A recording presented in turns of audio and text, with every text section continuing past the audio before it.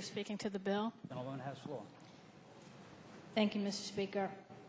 There's a reason why we have committees to deal with very complex issues, and we shouldn't do it on the House floor. Now, I've taken the time to read through the substitute. It tries to fix the most controversial issue. It tries to fix an issue I've raised on this floor, but in doing so, it doesn't, not only does it not fix it, it makes it worse.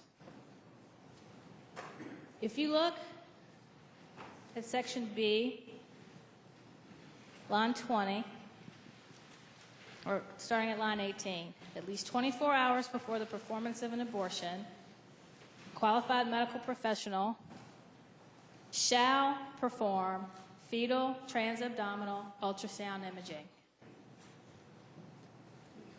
What you have done is mandated for any abortion done early in a pregnancy an ultrasound that will be utterly useless. Remember how we got in the mess to begin with. It was because when legislators wrote a bill, they didn't understand the medicine. Early in a pregnancy, the reason a transvaginal ultrasound is done is because if you do transabdominal, all you will see is muscle.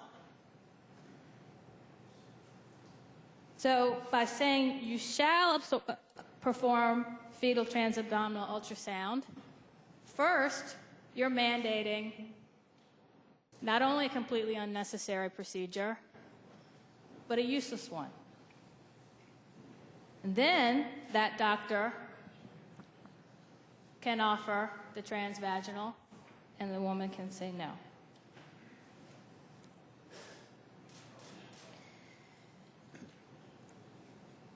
But one of the questions that's raised, and I don't think this substitute answer is, does the same doctor who performs the abortion, which is the one required to provide informed consent, does that mean it has to be the same doctor that does the ultrasound? When I got pregnant and went to my ultrasounds, a different doctor performed it. Not even part of the same practice, so that doctor wasn't an agent of mine. This bill has tried to fix the miscarriage incidences, but it doesn't, and it makes it worse.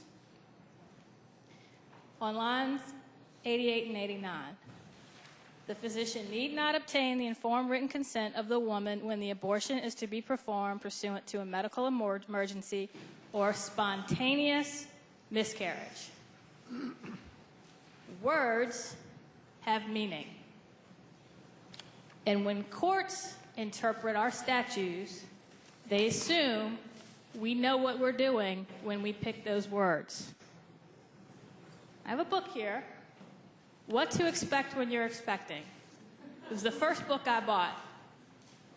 And the gentleman from Rockbridge is shaking his head because his is probably a little more up to date than mine.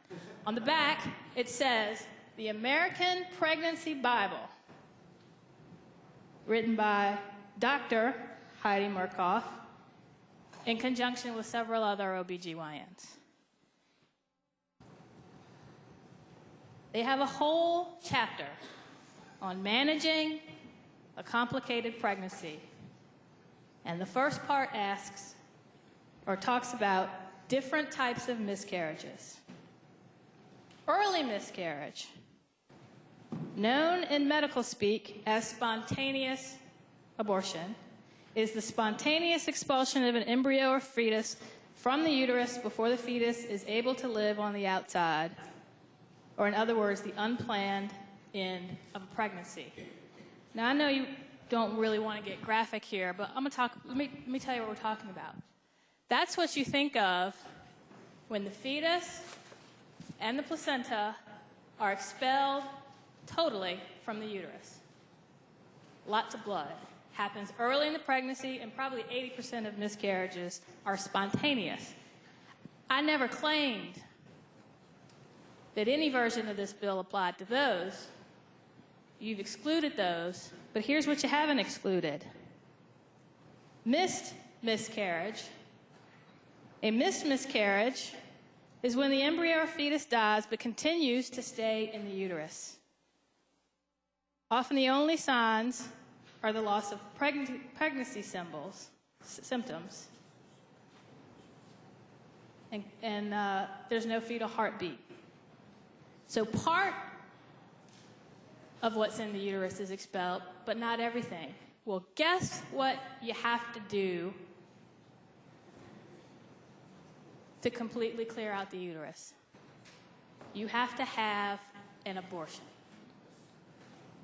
There's a third type of miscarriage. Incomplete miscarriage is when some of the tissue from the placenta stays inside the uterus and some is passed through the vagina via bleeding. In that miscarriage, guess what you have to do to complete it? You have to have an abortion. By specifically inserting an exception for a spontaneous miscarriage, you've excluded from the ultrasound bill the very miscarriages that don't require an abortion. By definition, you are requiring an ultrasound for the miscarriages that do. Words matter. Here's what else you've done. This bill still, while it makes an exception in the case of a medical emergency abortion, it doesn't cover the abortions we talked about in House Bill 62. It doesn't solve the problem that would have been faced by a woman who sent me her story, where on January 13th of this year, despite all previous tests being negative, she learned that her baby had one of the most severe forms of spina bifida her doctor had ever seen. And I'll spare you some of the details she put in her email. But the doctor suspected her baby was paralyzed from the waist down. The paralysis would advance up his back as he grew. She went to some of the best doctors in the world, and it became clear to her that her baby didn't have a chance. And these are her words. Despite my husband and I really wanting this baby, our first, we decided to terminate. We chose this path because it was best for him. I could not bring him here to the world only to suffer. On Monday, January 23rd, we delivered at 23 weeks our son via D&E, which is an abortion.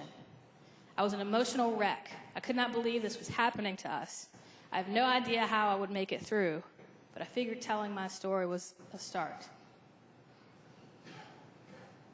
Now, she was writing in the context of House Bill 62, but I think her words ring just as true for this. By law, this bill, even in the substitute, would require her to have an ultrasound within 24 hours of her abortion. Within 2 hours if she lived outside of 100 miles. By law, her doctor would be required to ask her if she wants to see it. By law, her doctor would be required to ask if she wants to listen to the fetal heartbeat. I got many more stories just as sad that this bill would apply to. This bill would apply to abortions that were the result of rape and incest. And I know many of you are thinking, because some of you have said it to me before, well, Delegate McClellan, you only talk about the tragic cases. That's exactly right. I am compelled to do it. Because many of these women who have faced horrific decisions, whether it's the one I just read or the woman who has a baby, has a pregnancy, and has to decide whether or not to terminate because it's not a medical emergency, but if she carries it to term, it could kill her because she has to choose between life-saving cancer treatments or carrying the baby to term, or she has to choose between putting her life at risk because she has a hole in her heart and got pregnant. If she carries the baby to term, she could die. These are not decisions that are made lightly. These are agonizing decisions that are between the mother, the father, if he's around, their doctor, and their God. And government has no place inserting itself in that decision and mandating what her doctor will or will not do. And the difference, gentleman from Prince William has said, and I'm sure will say again, well, we're just codifying what is Planned Parenthood's normal operating procedure. Not every abortion is done in Planned Parenthood in the first 20 weeks of pregnancy.